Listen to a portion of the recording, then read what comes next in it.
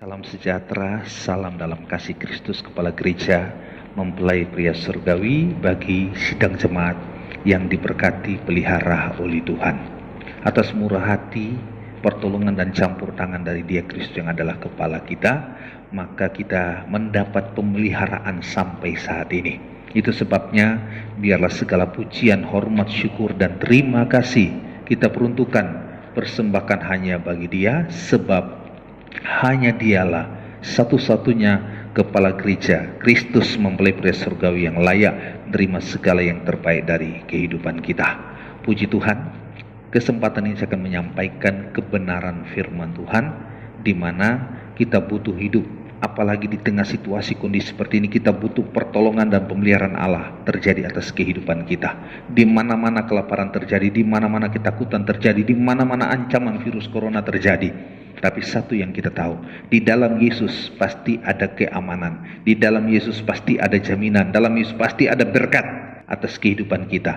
Itu sebabnya kita perlu untuk menyatukan hidup kita dengan Dia, perlu untuk bersatu dengan Dia, di mana Efesus 1 ayat 22-23 mengajarkan demikian kepada kita. Kita dengarkan firman-Nya. Dan segala sesuatu telah diletakkannya di bawah kaki Kristus, dan Dia telah diberikannya kepada jemaat sebagai kepala dari segala yang ada. Jemaat yang adalah tubuhnya, yaitu kepenuhan Dia yang memenuhi semua dalam segala sesuatu. Berarti Kristus telah diberikan kepada jemaat.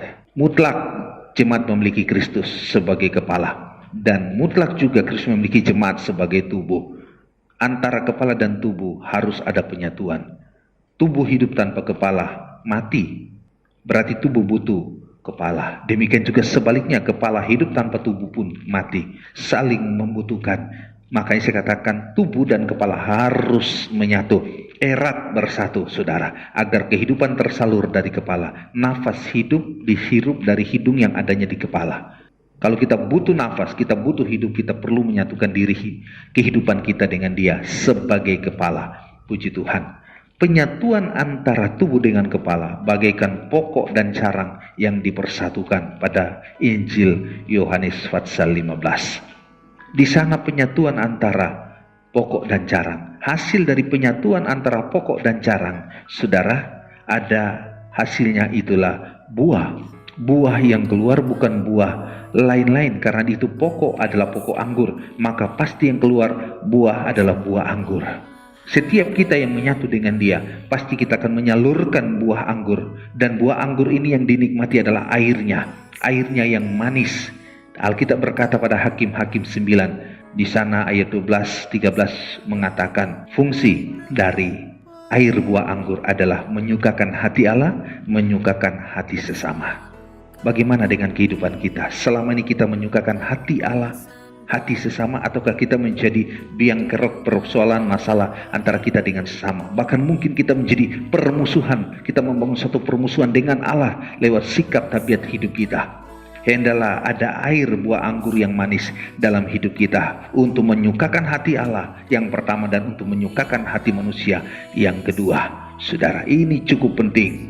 Suatu ketika ada suatu persoalan, ada suatu masalah terjadi, di mana di Kana. Kita tahu semua cerita itu. Pada saat itu ada sebuah pesta perkawinan atau pesta nikah yang sudah berlangsung 3 hari. Dan hari ketiganya mereka kehabisan air anggur. Hari ketiganya mereka membutuhkan air anggur yang telah kurang, bahkan habis.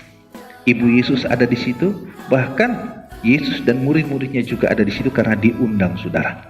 Dan ketika Ibu Yesus mengetahui mereka kehabisan air anggur, dia menyampaikan kepada Yesus. Singkat ceritanya, di situ ada 6 tempayan, dan Yesus mengatakan, perintah dari Yesus, keluar dari mulut Yesus suatu perintah bahwa tempayan-tempayan itu harus diisi dengan air sampai penuh.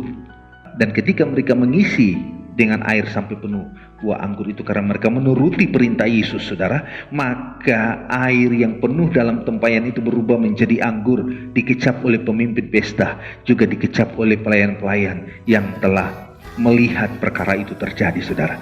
Jadi air buah anggur menyukakan hati Allah, air buah anggur menyukakan hati manusia.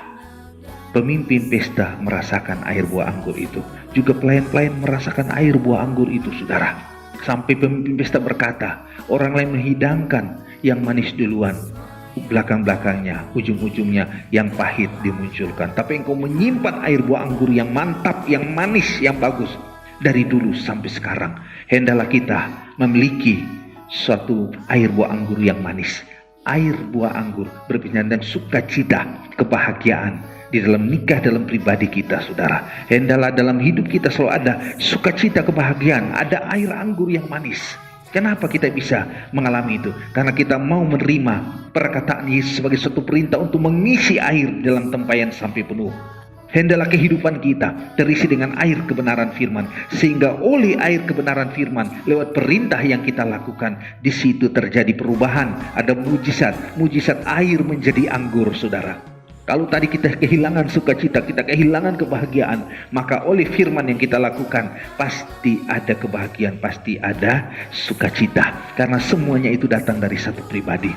Kepala kita pokok anggur yang benar, sehingga kita tersalur kehidupan dari Dia. Itu kehidupan sukacita dan kebahagiaan dalam nikah rumah tangga. Puji Tuhan, kebenaran firman yang kita terima, kesempatan ini benar-benar mengerjakan kehidupan kita, agar kita sadar bahwa semua kita membutuhkan air buah anggur dari Dia. Yohanes 15 ayat 11 berkata bahwa dari Dialah sukacita itu, dan sukacita itu diturunkan kepada kita, sehingga kita mengalami sukacita yang penuh, yang melimpah, saudara. Saya berterima kasih kalau kita masih mau bersekutu, masih mau menyatu, masih mau menyatukan kehidupan kita dengan Dia sebagai pokok, dan kita adalah ranting-ranting, maka pasti kita akan tersalur kehidupan di dalam suasana sukacita dan kebahagiaan dari Dia kepada kita. Dan orang lain bisa menikmati, Allah sendiri menikmati. Itu berarti kita menjadi berkat bagi Allah, menjadi berkat bagi sesama.